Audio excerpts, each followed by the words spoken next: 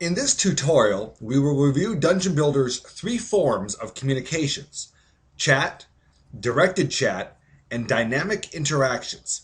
But before discussing each of these individually, I want to take a moment to talk about bandwidth a little bit, as this affects the speed of some applications and may be of concern to some of you. While Dungeon Builder does not consume very much bandwidth at all, typically something in the 40 to 120 kilobits per second range, but that can be somewhat higher when you are importing map images. What this means to you is that Dungeon Builder will work just fine over a DSL or larger broadband connection, and you can even use mainstream voice and video chat services such as Skype and Google Talk at the same time as you are using Dungeon Builder, and you should not notice any performance degradation. Furthermore, Dungeon Builder can be used over satellite, 3G cell phone, and even in some cases, dial-up networks. So don't worry about whether you live in a rural area or not. You should be able to use Dungeon Builder without any difficulty whatsoever. Now, turning to our first topic of chat. Dungeon Builder has an integrated chat function that is based on the Ajax chat widget. This plugin is open source and can be found at the URL shown on your screen. This chat tool has a rich feature set consisting of public and private channels, private messages within those channels, emoticons, die rolling, and a configurable environment. While I'm going to assume that most of you are familiar with the basics of chat, I do want to take a look at some of these features. Now, when you log into Dungeon Builder, the chat window is activated and each player is automatically assigned to the public chat channel, as you see up here on this little drop-down list box. And whatever channel is active in the channel window here, you'll be able to see the online users in that channel over here. Right now, because I'm in a test environment, there are only 2 people online in this particular channel. And for the most part, all you'll see is their names, but when you click on their name, you'll be able to see various functions that you can perform with them. Among these is setting up a private channel. The reason why I call that out is because at some point in time, the public channel will get pretty busy, and you may want to have a private channel set up in order to communicate with friends. You'll also notice that when you log in, your own private channel is set up, so you can invite people to your own private channel should you choose to do so. That said, the most important thing to be aware of is that when the Game Master starts the session, when he goes into play mode, that action will create a brand new adventure channel that will appear here in this list, and that will be the channel that you're all going to want to use when playing together. So to sum up, when not in a session, the public channel or private two-way channel will be the way to communicate. But when you are in a session, then you're going to want to use the dedicated adventure chat channel for all your communications amongst your players. Now, regardless of what channel you are in, you have the ability to send private messages. So whether you're in the public channel, the adventure channel, even a private channel or a private room where you have 3 or more people in it, you can send a private message, which is also called a whisper, just by clicking on the Send Private Messages link over here and typing in your message. Like I'll send hello. And you'll see that it reads out as a whisper is sent to this username, and the message is hello. And that's all there's to it. A second thing to be aware of is that there's no cross-channel awareness in this widget. What that means is that if you are in one channel and someone is sending a message to you in another channel, there will not be an alert to let you know that that other message has come in. The only way you can find out about that message is to go back to that channel and to see who's sending you messages, okay? Now, typically this won't be a problem, but in cases where you're communicating with people both in the public channel and your adventure channel, you can get a little confused here, so you need to bounce back and forth. And the final feature I wanted to call out right here was that we've incorporated a die rolling feature in the chat window. As we discussed in the dice tutorial, you can either select the roll dice option or enter the tag /roll and shorthand for your die type, and the chat bot will roll dice for you. Well, what does that mean? Well, I'm this username here, so I'll click on this roll dice link, and notice how it enters the command /roll. I can then type in 6 die 8 and hit return, and there you go. The 6 die 8 are rolled, and you can see the individual die results. You can also type in the command /roll 3 die 4, and there you go once again. I get a 3, a 4, and a 4. And this can be useful when the Game Master sends a command to someone else like, hey X, roll 6 die 6, okay? He sends that out. Now, this is the public chat, and I've only got one other person in. I'll go over to that player. Notice that I'm in a Firefox session here, and he rolls his 6 die 6. And And there you go. Now, all of this could have taken place in a private channel or in a whisper message as well. We're just doing it in the public channel for demonstration purposes. Going back to the Game Master view. And so that's really it for the basic chat. I figure you guys can sort out how to deal with these HTML codes down here as well as emoticons. And there's also some setup and configuration opportunities that you have down here, as well as being able to take care of your sound and some other features. But what I want to do now is talk about something called directed action or directed chat. And that appears over here in this gray box. And you'll notice that there's no directed action or no directed chat right now because we're not in adventure. You see, direct action is only present when you are in a session. And what it is essentially a character level, not player level, but a character level private messaging system that requires a response from the player. Right now in the regular chat, I can send them a message and he may or may not respond, okay? But with directed chat, there's no ambiguity about it. The player needs to respond on behalf of the character. But to see this feature, I've got to start a session. So I'll go into this Barrel Whites 2 and start that. And Dungeon Builder goes through the gyrations of going into the play mode.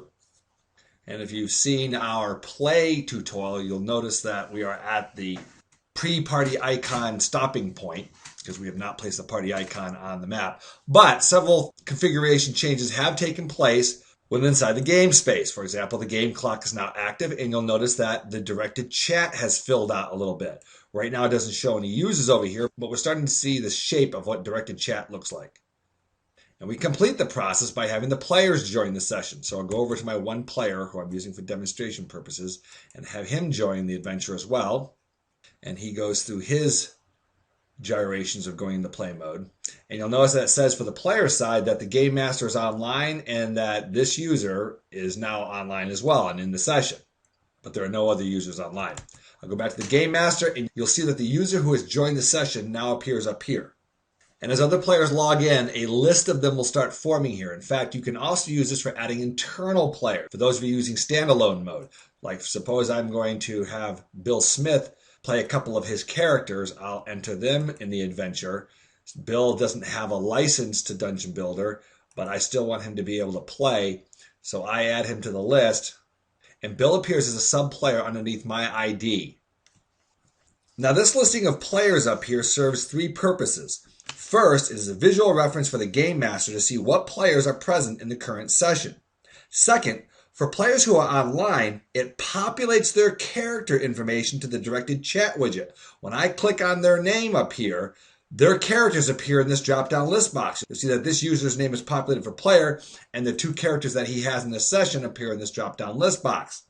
And third, for both regular players and internal players, their appearance in this directed chat window signals that their characters have been populated to the Game Master's session car screen, which is discussed in the Managing Characters tutorial. We'll just take a quick look at that right here. On the Character tab, one of the things that happens when you go into a session as a GM is you get this tab called Session Car or Session Care. And when I click on that, you'll see that all the characters for these two users have been added to my in-session character list. So I can see what those characters look like during the course of this adventure. Going back to the Dungeon tab. Okay, all that said, now that the players appear in the online users list, the Game Master can now direct an action to any of that player's characters that are in the adventure. This is done by first selecting the player, as we just did, and that causes the name of the characters to appear in this list box, and then we select the character who we want to receive the action. I'll choose Phil. Then the Game Master selects the action he wants to send to Phil, and he selects it from this drop-down list box. And this list of directed actions can basically be divided up into three different categories.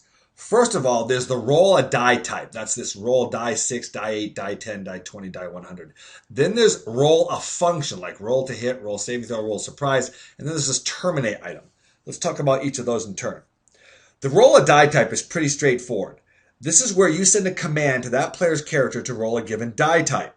And these are the most common die types you can choose from. If you wanted to roll a different die, like a die 12, you should handle that over here in the chat window by saying roll D12, and they'll be able to do so.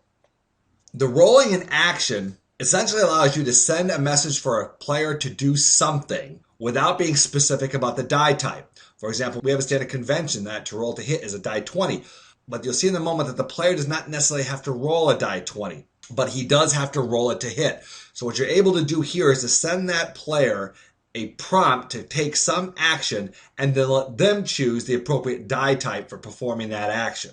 And finally, this terminate function up here is not really a character level message. This is actually something that applies at the player level. This is the game master's tool for kicking a player out of the current session, typically for unruliness. When the game master selects this option and clicks direct action, the player and his characters are immediately removed from the session and cannot rejoin the session. And there's no appeal or saving throw on this action for the player. It just happens to him or her. So when the GM decides to terminate them, it is final for that session. Now what I'll do is give you an example of how this all works. So let me do a roll saving throw. And then I'll click on the direct action button to send that command to this player's character named Phil. And the direct action is submitted. Now you'll notice that nothing is being printed out in the chat pane here because what's happening is a different mechanism is being used to communicate here. If we go over the player's side, you'll notice that a link appears in the direct action pane and he is prompted to take action on that direct chat item. And you can send multiple direct actions to a given player or given character. So I'll send one to Phil, and I'm going to have him roll surprise as well, and I'll send that to him. And it gives me a confirmation prompt. I go over to Phil, and another direct action appears. So what happens is a little list inventory begins to accrue for the player. Now all the player has to do is to call these up is to click on the link. And here for rolling a saving throw, the player is given the option of rolling a d20, a d100, or real dice. Now in this case, I'll roll a d20 and watch what happens. First of all, the player is given the result that he rolled a 6. Okay, there's an on-screen prompt that he rolled a 6. It does not appear in the chat window. But what's really interesting is what happens over on the Game Master side. Because the Game Master receives a notification that the directed action has been acted on, and he accrues this list of direct actions. So you have a table formed here where this player, for his character, rolled a saving throw and did so for a 6.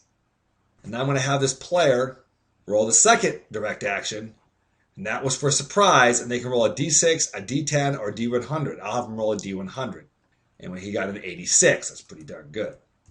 The direct action response for the Game Master, we look at it, and there's the second response. Notice how the most recent is at the top, and therefore goes down in descending order. Our most recent at the top, oldest at the bottom. And this will accrue throughout the session. And notice that there's a status indicator indicating whether the Game Master has read that particular response or not. Now, what's important to note here is that the results are posted to both the player and the Game Master, but none of the other players see these results. In fact, in all likelihood, because there's very little clicking and very little typing going on here, is that the other players who are in the session with you may not know that anything else is going on. They may not be aware, even if they're sitting at the exact same table as the Game Master and this player, they may be completely unaware that something is taking place.